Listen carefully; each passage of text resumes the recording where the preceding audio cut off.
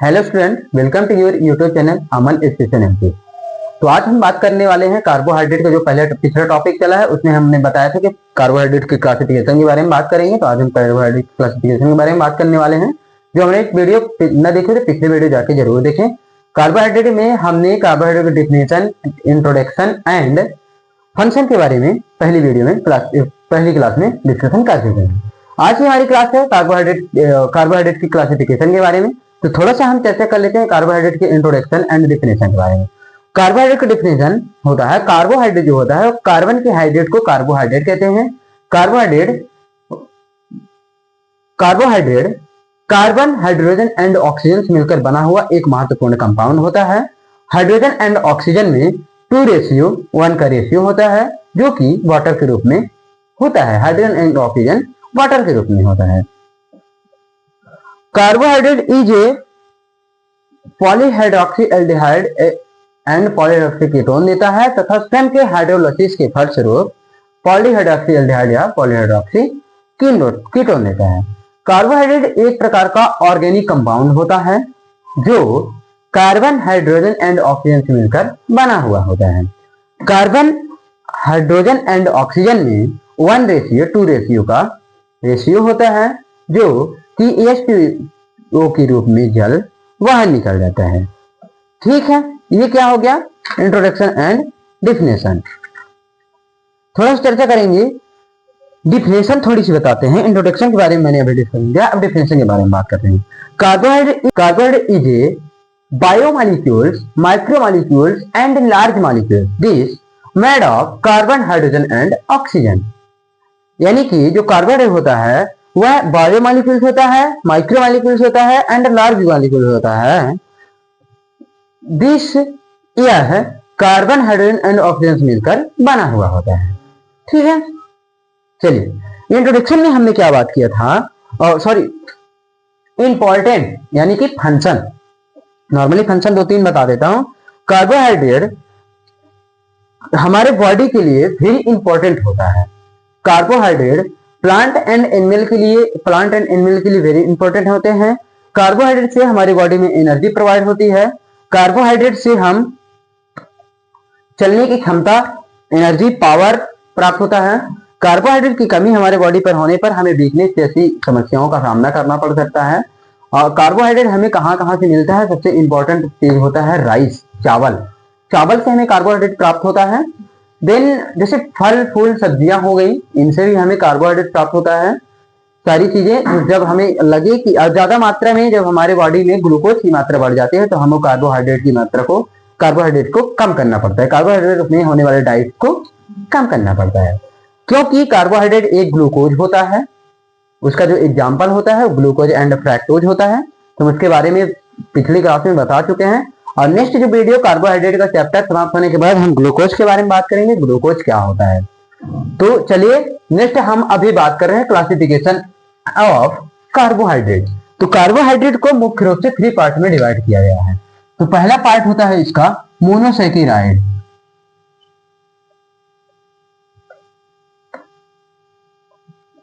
Second part इसका है oligosaccharide.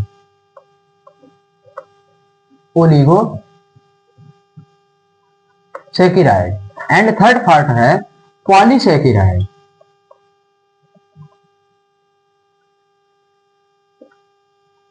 Monosaccharide में मोनो यानी जानते हैं, मोनो यानी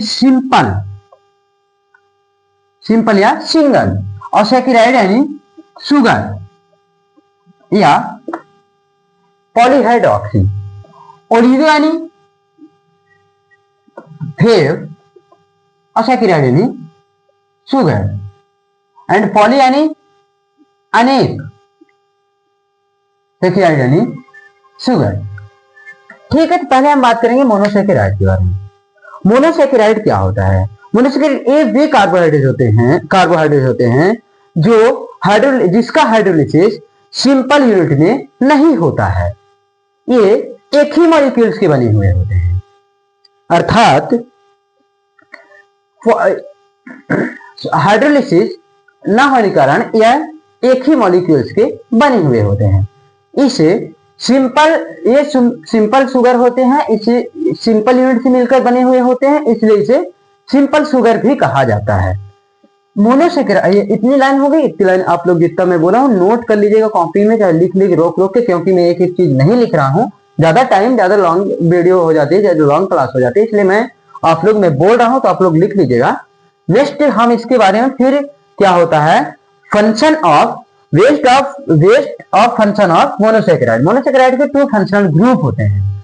मोनोसेकेराइड के 2 फंक्शनल ग्रुप होते हैं।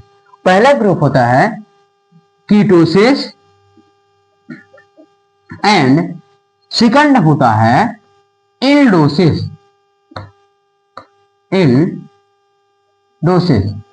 कीटोसिस ये वे मोनोसेकेराइड होते हैं जो जिसमें कीटोनल ग्रुप पाया जाता है या कीटोन पाया जाता है, कीटोन से मिलकर बना होता है, इसे कीटोसिस कहते हैं।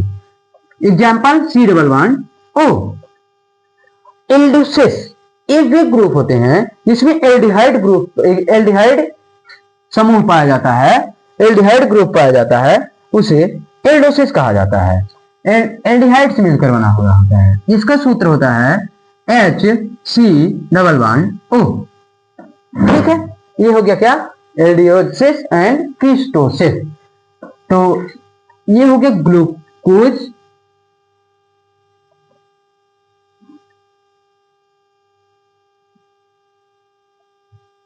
और ये हो गया फ्रैक्टोज। ठीक है, अब हम नेक्स्ट बात करेंगे ओलिगोसेकेराइड के बारे में। ओलिगोसेकेराइड क्या होता है? ओलिगो यानी फिर, सेकेराइड यानी शुगर, यानी कि 2 से 10 मोनोसेकेराइड मिलकर यह बनते हैं।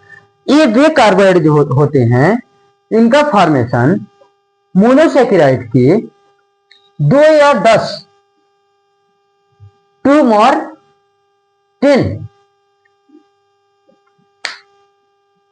के कंसिस्ट यानी जुड़ने से बनते हैं।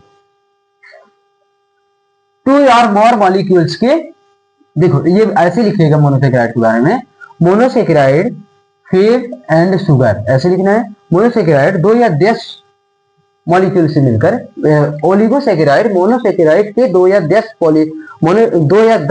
मॉलिक्यूल से मिलकर बने हुए होते हैं। तो इसका फॉर्मेशन, ये यहां से लाइन स्टार्ट करनी है। ओलिगोसेकेराइड का फॉर्मेशन मोनोसेकेराइड के 2 more मॉलिक्यूल्स के कंसिस्ट होने से बनते हैं, जुड़ने से बनते हैं। मोनोसेकेराइड वाटर के मॉलिक्यूल्स मोनोसेकेराइड में, ओलिगोसेकेराइड में वाटर के मॉलिक्यूल्स बाहर निकल जाते हैं और ओलिगोसेकेराइड एक तरह का कार्बोहाइड्रेट होता है, और ओलिगोसेकेराइड जो होता है वह एक तरह का कार्बोहाइड्रेट होता है जो मोनोसेकेराइड के 2 या 10 मॉलिक्यूल्स के जुड़ने से बनते हैं। ठीक है, ये इसमें 2 टाइप का होता है।